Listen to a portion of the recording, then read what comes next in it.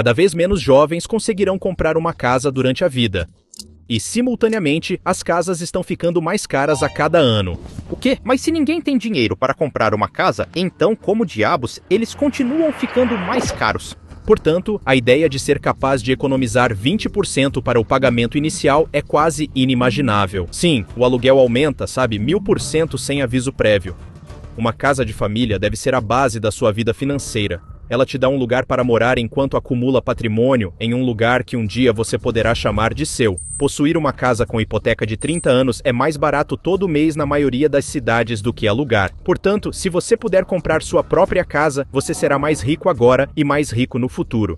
Você já sabe disso, mas se você faz parte dos 75% do meu público que não possui uma casa, provavelmente é porque não tem dinheiro para comprar uma. De acordo com um relatório da Redfin, apenas 21% das casas que foram colocadas à venda em 2022 foram consideradas acessíveis. Isso representa uma queda em relação aos 60% das casas que foram colocadas à venda em 2021. Isso significa que, em apenas um ano, 2/3 de todas as habitações acessíveis se tornaram demasiado caras para o americano médio. A equipe que conduziu esta pesquisa concluiu que a acessibilidade da habitação está no ponto mais baixo da história. Mas qual é o desfecho dessa situação aqui? Se as pessoas não conseguem comprar uma casa, os preços das casas não podem mais subir, certo? Errado. Eu não quero fazer mais um daqueles vídeos idiotas de influenciadores financeiros sobre como o mercado imobiliário vai desabar em 3,5 dias. Mas há 3 razões pelas quais a situação pode piorar muito antes de melhorar. O primeiro motivo é que as casas não precisam ser acessíveis para você comprar uma. Se você acha que isso não faz sentido, existe toda uma indústria trabalhando para tornar isso uma realidade. Você não economiza dinheiro para comprar uma casa. Você economiza dinheiro para o pagamento inicial. Os custos de habitação estão completamente descompassados com os salários. Os salários não acompanharam os preços das casas, mas um pagamento inicial de 20% cresce apenas a 1/5 da taxa em termos absolutos. Então as pessoas ainda conseguem entrar no mercado. De acordo com a Zillow, a casa média vendida nos Estados Unidos em 2020 foi negociada por $230 mil.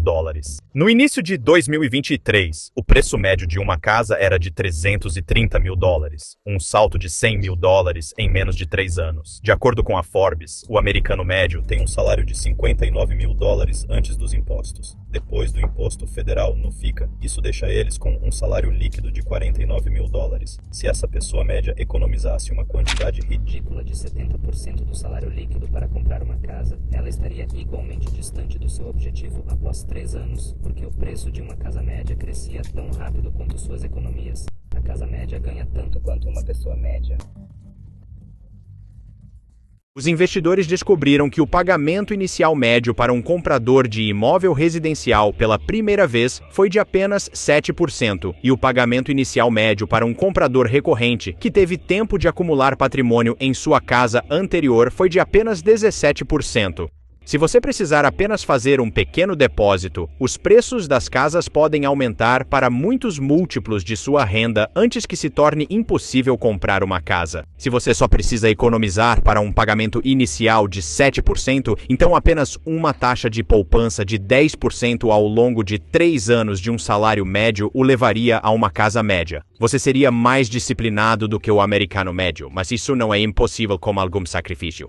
Se isso ainda for muito difícil para você, a Zillow anunciou recentemente que estaria testando um produto de empréstimo com entrada de 1% para ajudar as pessoas que não conseguiram economizar dinheiro a assumir o maior compromisso financeiro de suas vidas. Assim, embora as casas estejam a ganhar mais dinheiro do que você, o preço de entrada está a ser reduzido com a mesma rapidez. Mas isso é apenas para fazer o pagamento da entrada? Você ainda precisa fazer o pagamento. E se não puder pagar 20%, que esperança você tem de pagar uma casa? Bem, é hora de aprender como funciona o dinheiro para descobrir se esse circo realmente pode durar para sempre. A lição desta semana é patrocinada pela Trade Coffee.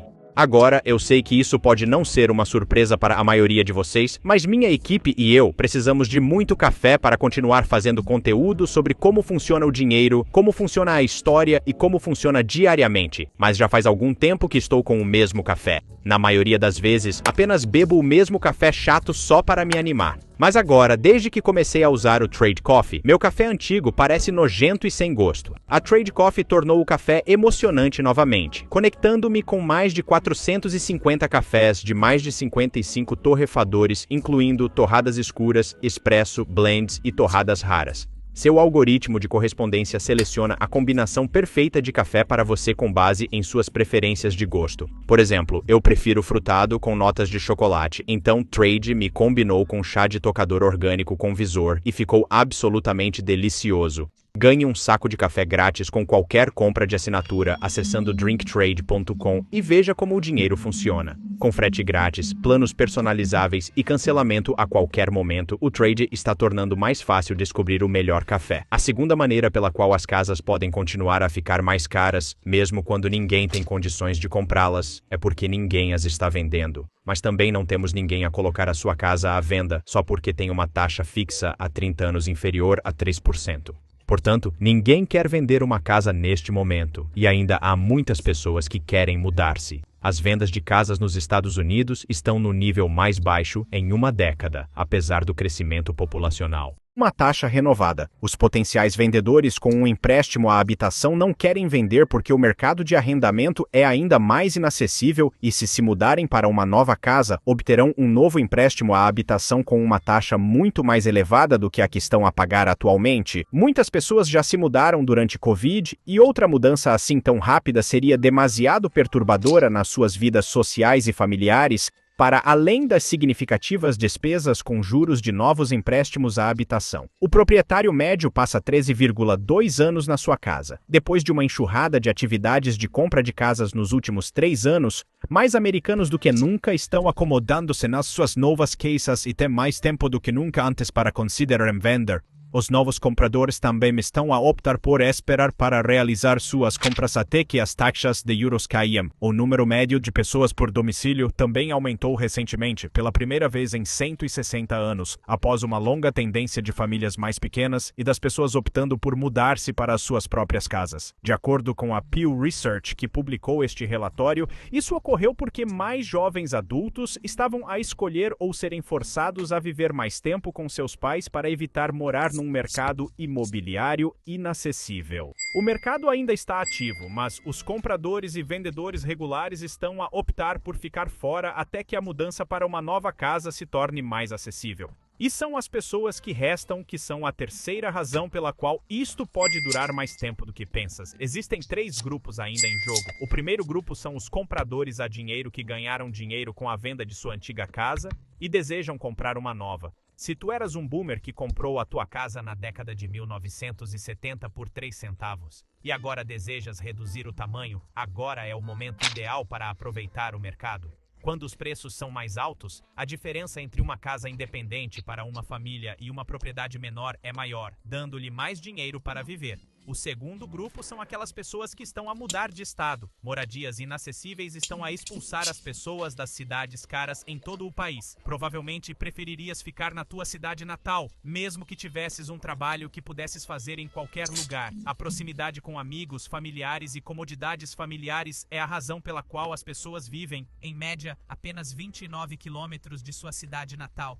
Desafiando Patrick Boyle, gestor de fundos de hedge em tempo parcial e comediante do YouTube em tempo integral, onde deveria morar o meu amigo How Money Works? Não sei, talvez em Dubai? Ele é um daqueles tipos chamativos de YouTuber. Provavelmente ele quer morar numa das Ilhas Palm, passear pelos centros comerciais comprando produtos de designer e talvez fazer um pouco de ski indoor. Ele é exatamente o tipo de cara que é.